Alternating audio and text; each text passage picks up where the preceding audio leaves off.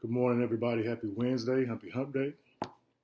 Uh, Feeling pretty good this morning. Got a little sinus thing going on, but other than that, I'm doing all right.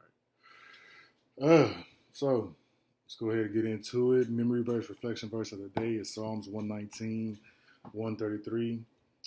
Order my steps in thy word. Order my steps in thy word, and let not any iniquity have dominion over me. Again, order my steps in thy word, and let not any iniquity have dominion over me.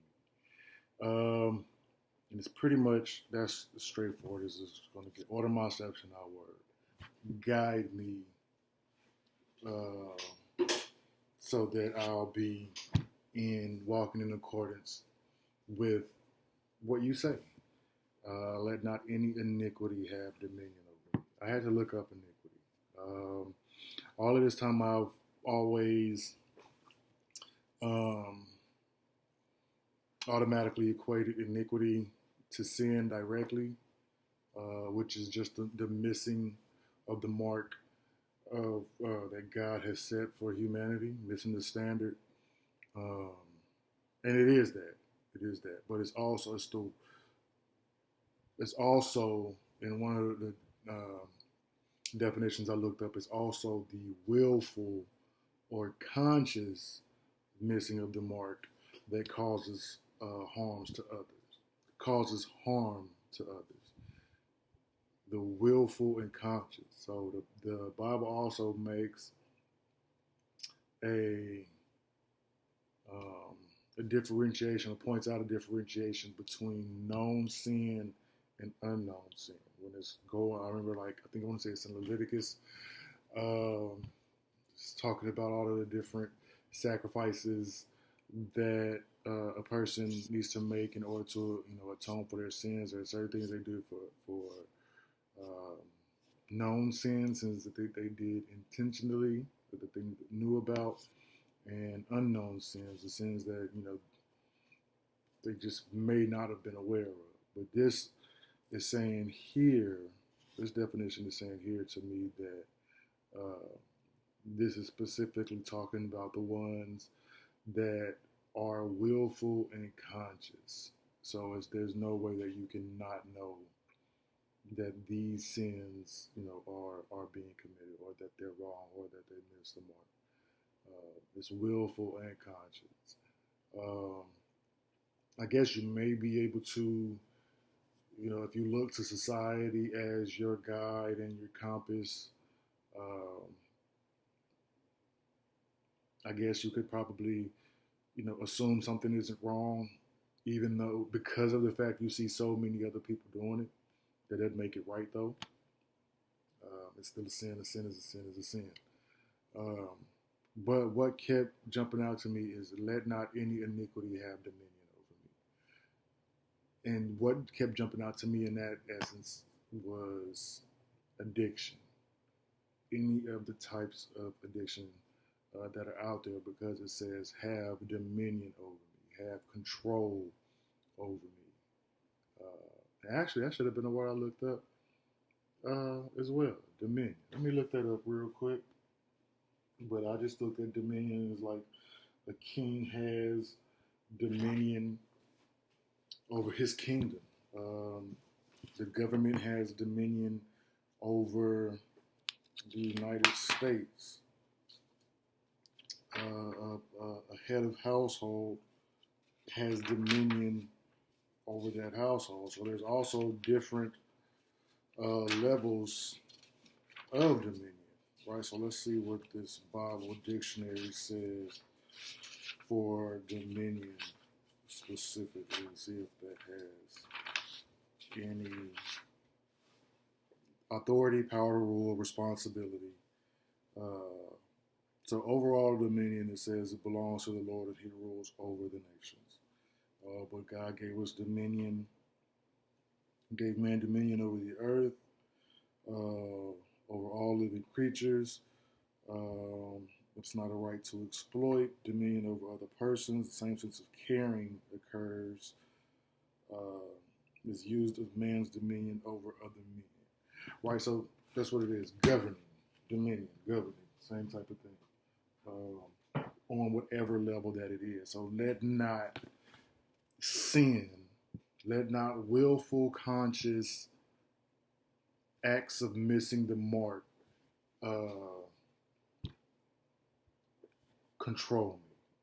Let it not cover me, govern me. Let it not direct my steps. Let your word direct my steps. Order my steps in your word, and let not any iniquity have dominion over me.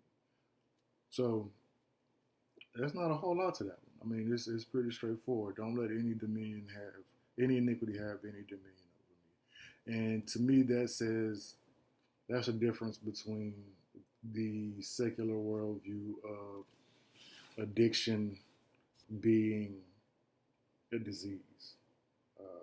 I do believe that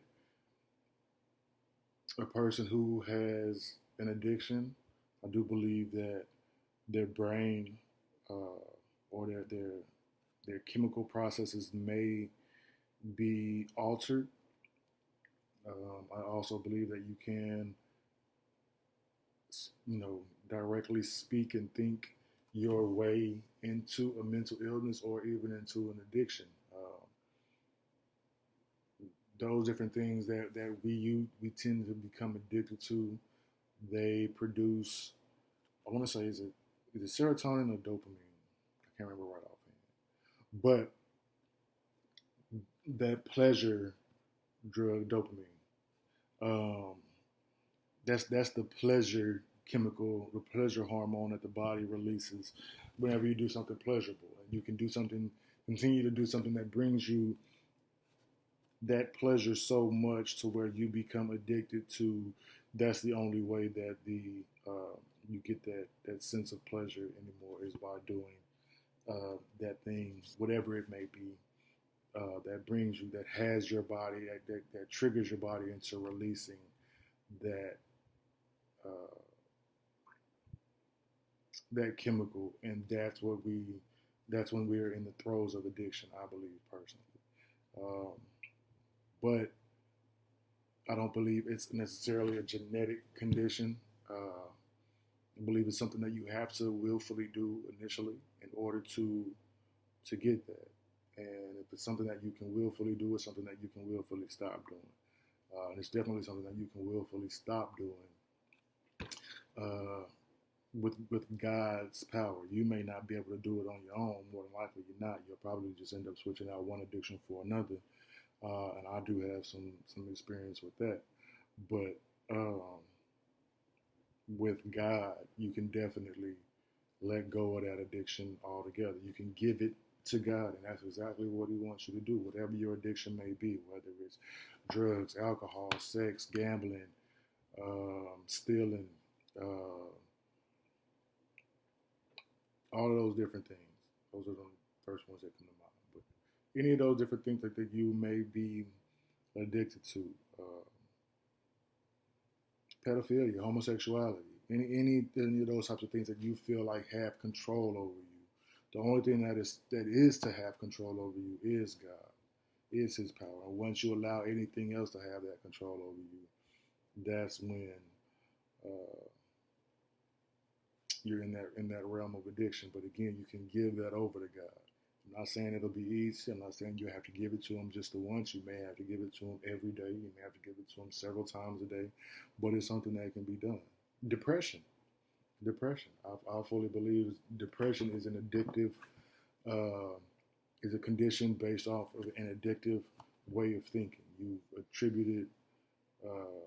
You've continued to think certain things about yourself, about your situation, and you've allowed those thoughts to have control over you. And I believe that's what I've done. And I have been delivered for my depression. I was once at a place where killing myself was about to be the next step. I only had one more thing to do, and that was to turn to God. And if that didn't work, and I didn't expect it to work, I was going to kill myself, and it was just going to be that. But when I did turn to God, even though I didn't expect anything to come from it, God honored the fact that I turned to Him, that I even gave Him the opportunity, and He did not let me down. in any way, shape, form, or fashion. Every day he continues to fulfill his word and his promises that he made in his word. And I thank him for that. And I believe that he'll also do the same thing for you in your life. You just got to turn to him, obey. Obedience is greater than sacrifice. So just turn to God. That's what he's waiting on. That's all he wants from you. He wants you. He wants not just a part of you, not just a piece of you. He wants to hold you in your entirety. So give yourself to him. That's really all I have for today. If anybody has anything they would like to comment, please feel free to do so. Hit me on the inbox if you feel that need. And as always, be good, stay out of trouble, stay out the way of that Rona. Take Jesus whichever way you go. May God's will be done on earth as it is in heaven, and may his will be done in me and you and our house.